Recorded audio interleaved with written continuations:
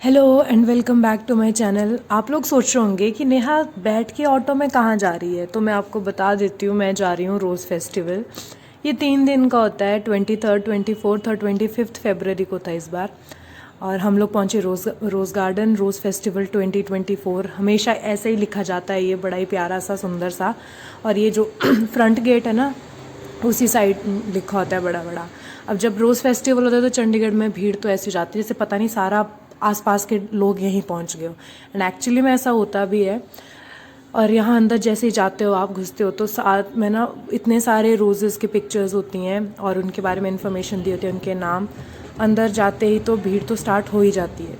ये देखो बच्चे नगाड़े बजा रहे हैं, लूडो खेल रहे थे, सांप सीढ़ी खेल रहे थे वहाँ पे। बहुत कुछ था अंदर जाके देखने को। और फ्लावर्स की डेकोरेशन इतनी प्यारी करी हुई थी, रंगोलियाँ बनाई हुई थी फूलों से। ये ट्राई सिटी के सिग्नल को सजाया हुआ है, like all the flowers and flowers.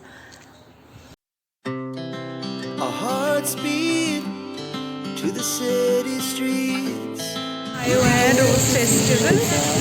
देखो भीड़ बहुत है।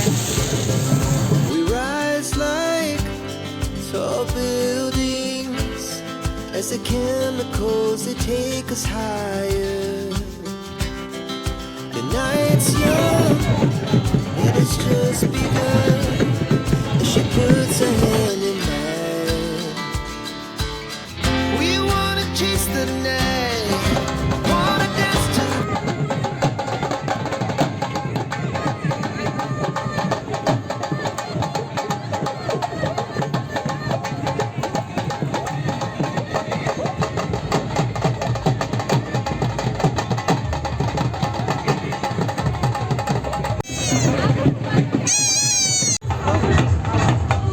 कंपटीशन लगे होते हैं। अभी रोज़ फेस्टिवल में मिस रोज़ और मिस्टर रोज़ के कंपटीशन हो रहा था।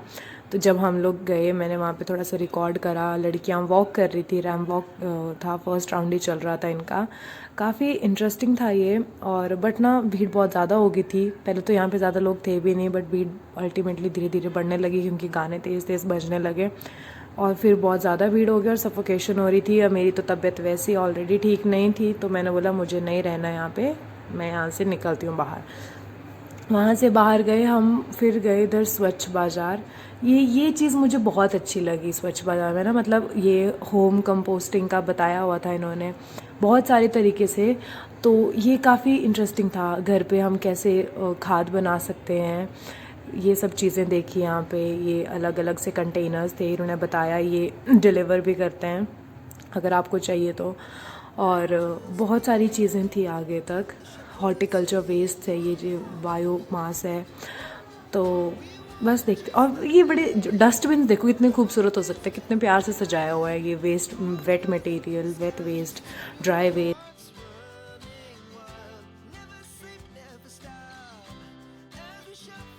मैंने मिनी व्लॉग भी डाला है, आप लोगों ने नहीं देखा है तो जाके देख लेना। उसमें मैंने वॉइस ओवर नहीं दिया क्योंकि मैं बीमार थी उस वक्त और बुरे हाल थे मेरे से बोला भी नहीं जा रहा था।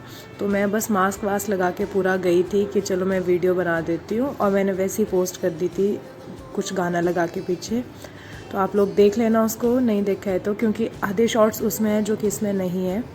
यहाँ पे फिर एक फ़ूड स्टॉल था, फ़ूड स्टॉल के साथ ही वहाँ पे डीजे भी था जिस पे लोग डांस कर रहे थे, बहुत ही मज़े कर रहे थे। मेनली तो यहाँ पे कॉलेज के स्टूडेंट्स ही थे।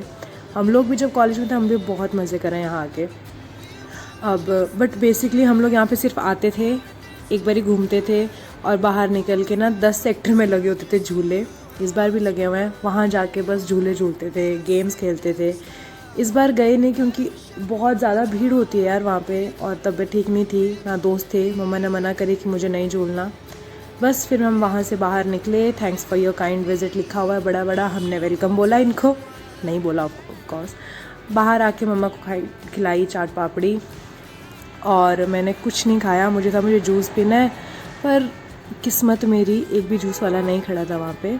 ये देखो बोट और झूला, मैं तो बस देख ही रही थी दूर से क्योंकि अंदर तो मैं गई नहीं, क्योंकि झूलना तो था नहीं, फिर क्या फ़ायदा, मेरा मन बुरा लगना था मुझे। वापस ऑटो पकड़ा और आगे घर की तरफ। Thanks for watching, bye bye.